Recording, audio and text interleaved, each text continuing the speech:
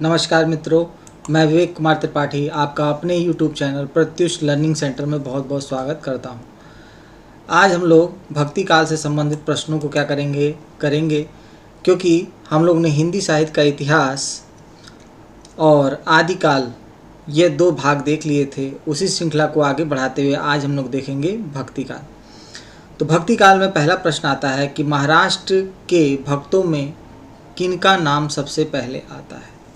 ठीक है, तो विकल्प आपके सामने है, सूरदास, तुलसीदास, मीराबाई, नामदेव। तो महाराष्ट्र के जो बहुत प्रमुख संत थे वो थे नामदेव। ठीक है ना, बहुत इंपॉर्टेंट क्वेश्चन है, ध्यान रखिएगा आप लोग। अगले प्रश्न की तरफ बढ़ते हैं। नामदेव का संबंध किस प्रदेश से है? तो इसका उत्तर होगा महाराष्ट्र। ठीक है, अगला है, समग्र भक्तिकालीन काव्य पर कौन सी विशेषता लागू होती है? ठीक, अवतार में विश्वास, जाति प्रथा का निषेध, अहंकार का त्याग, ईश्वरीय लीला ज्ञान। ठीक है, तो सबसे इम्पोर्टेंट इसमें है विशेषताओं में अहंकार का त्याग। ठीक है ना, क्योंकि ये समग्र भक्ति काल के जो काव्य हैं उनकी विशेषता पूछ रहा है, तो यहाँ पर अहंकार के त्याग की बात की गई है। अगला प्रश्न है कि भक्ति काल की समय सीमा क्या है? ठीक है, तो 1275 से 1700, 1275 से 1800, 1375 से 1850, उपयुक्त में से कोई नहीं। इसमें तो मुझे कोई भी आंसर सही नहीं लग रहा है। सही होगा 1375 से लेकर के 1700 के बीच में इसकी सीमा रही है। तो इसमें से सही विकल्प आपका क्या होगा? उपयुक्त में से कोई भी नहीं। अगला प्रश्न है, संवत 1375 से 1700 तक के साहित्य में कौन सी भावधारा परिलक्षित होती है? तो वही क्वेश्चन है, बस उसका स्वरूप को क्या कर दिया है? चेंज कर दिया है। तो कौन सी धारा उसमें प्रमुख थी? भक्ति की धारा प्रमुख थी। अगला प्रश्न है, भक्ति के स्रोत को दक्षिण से उत्तर भारत में प्रसारित होने के सिद्धांत का समर्थन करने वाले विद्वान हैं। ठीक है, तो चलिए इसका उत्तर आप लोग भी खोजिए। तो इसका सही उत्तर होगा ग्रियर्सन, हजारी प्रसाद द्विवेदी, रामचंद्र शुक्ल या जयशंकर प्रसाद। तो सही उत्तर होगा आचार्य रामचंद्र शुक्ल। अगला है, हिंदी का भक्ति काल बाहरी आक्रमण की प्रतिक्रिया है। यह कथन निम्नलिखित में से किस विद्वान का है? बहुत ही इम्पोर्टेंट है और आपको यह पता भी होना चाहिए कि किस विद्वान ने यह कहा था, क्योंकि ये स्टेटमेंट नेट जीआरएफ में भी 2-3 बार पूछा जा चुका है। तो दोस्तों इसका सही उत्तर होगा आचार्य रामचंद्र शुक्ल। इस तरह के स्टेटमेंट आपको एक डायरी में ज़रूर लिख लेने चाहिए, जिससे ऐसे स्टेटमेंट जब भी आपकी आंखों के सामने से निकलें तो आपका प्रश्न कभी भी गलत ना हो। ठीक है, चलिए अगले प्रश्न की तरफ बढ़ते हैं। रामानुजाचार्य ने किस दर्शन का प्रतिपादन किया? ठीक है ना, बहुत अच्छा प्रश्न है, ये हिस्ट्री में भी पूछा जाता है। तो उनका जो दर्शन था वो था विशिष्टाद्वैतावाद। ठीक है ना, जितने वाद है, शुद्धाद्वैतावाद, विशिष्टा, ठीक है ना, द्वैतवाद, इनके मतों के प्रवर्तक जो हैं एक लिस्ट है, आप लोग उनको क्या करिएगा? नोट डाउन कर लीजिएगा। एक प्रश्न तो आपको वहाँ से मिलना ही मिलना है। ठीक है, तो अब आप क्या करिए, एक डायरी बनाइए, उसमें क्या करिए, एक कॉलम बना करके कहाँ कहाँ से प्रश्नों की आवृत्ति ज़्यादा हो रही है वहाँ पर क्या करिए, आप फोकस करिए। तो आपका पेपर बहुत ही आसानी से क्या हो जाएगा? क्लियर हो जाएगा। अगला प्रश्न है, अलावर भक्तों की संख्या कितनी मानी गई है? ठीक है, तो बताइए। अलावर भक्तों की संख्या मानी गई है टोटल 12। ठीक है ना, अब इनके नाम भी आप ज़रूर देख लीजिएगा बुक में। ठीक, उससे क्या होगा कि आने वाले समय में इसमें ये पूछ सकता है कि इस भक्त में कौन भक्त नहीं है। ठीक है, ये क्वेश्चन बन सकता है। अगला है, रामानंद की शिष्य परंपरा में आते हैं। ठीक है, तो रामानंद की शिष्य परंपरा में कौन आते हैं? तो अब शिष्य परंपरा में कौन आते हैं? रामानुजाचार्य शिष्य परंपरा में क्या होते हैं? इनके आते हैं। ठीक, अब इनकी शिष्य परंपरा में जितने भी शिष्य हैं उनके नाम भी आप देख के जाइएगा। ठीक है ना, जब अगर इस तरह का एक प्रश्न आ गया तो इसका मतलब उनकी शिष्य परंपरा में जो भी शिष्य मुख्य हैं उनके नाम आपको एक बार ज़रूर देख कर जाना है। नहीं तो आप पढ़ के ज़रूर जाइएगा कि वहाँ पे अगर आ जाए तो आपके दिमाग में यह क्वेश्चन क्लिक करे।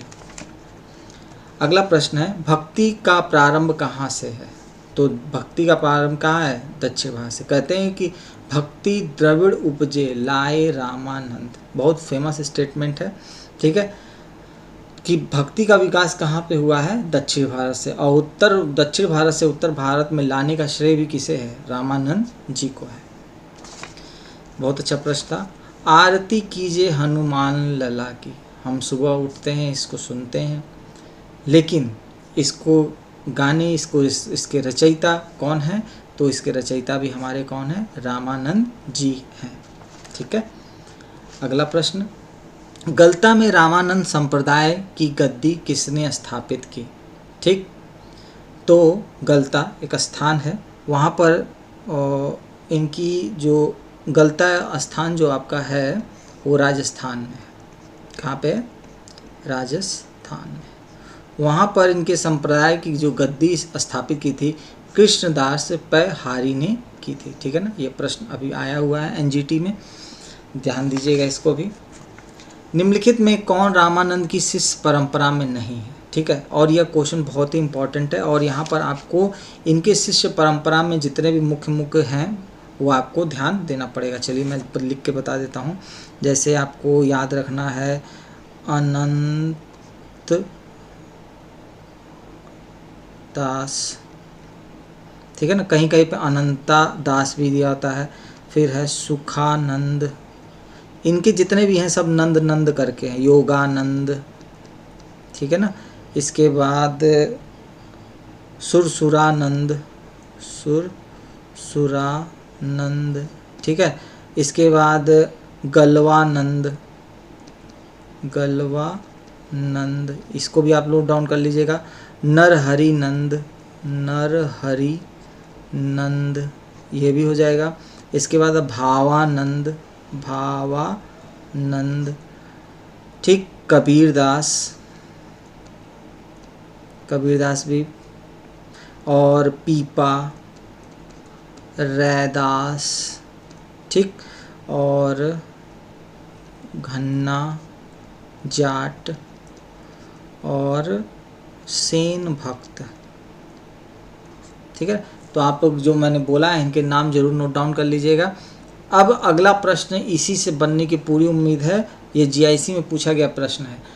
अब यहाँ पर विकल्प चेंज हो जाएगा और फिर से पूछा जाएगा कि रामानंद की शिष्य परंपरा में कौन सा शिष्य नहीं है, और या तो पूछ दिया जाएगा कौन सा है।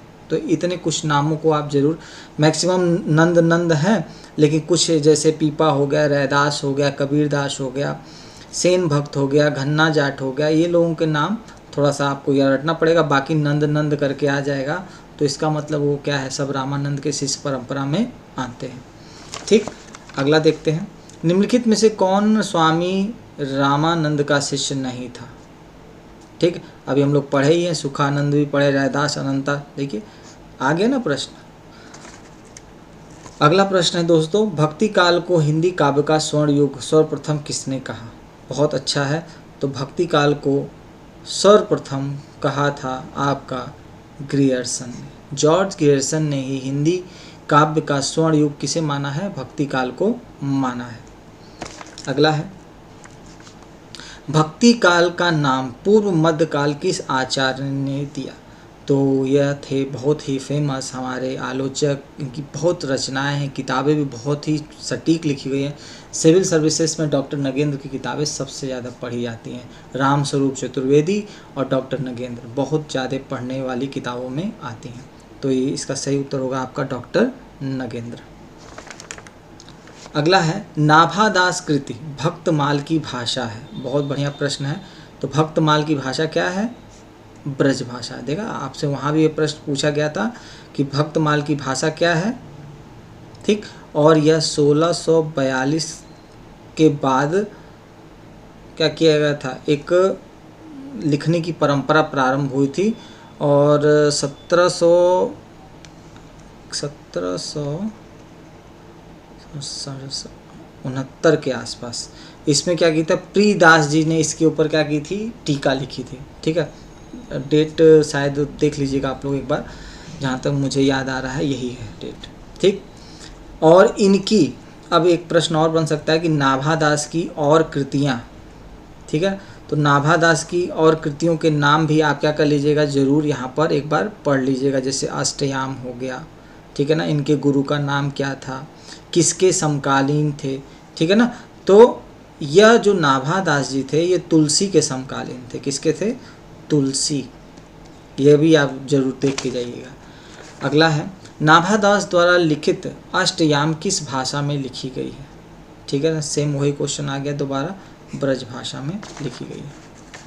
भक्तमाल के रचयिता नाभादास के गुरु, उनके गुरु थे अग्रदास, ठीक है ना, उनके गुरु का क्या नाम था? अग्रदास। ठीक, तो भक्ति काल में आज हम लोग ये 20 प्रश्न को रखेंगे।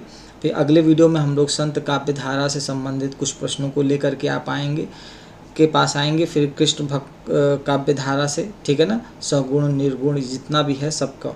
इसके बाद जब ये ओवरऑल पूरा भक्ति काल ख़त्म हो जाएगा तो कुछ हम इसके बारे में डिस्कस भी करेंगे कि भक्ति काल की प्रमुख प्रवृत्तियाँ क्या हैं और उसको कैसे आपको तैयार करना चाहिए।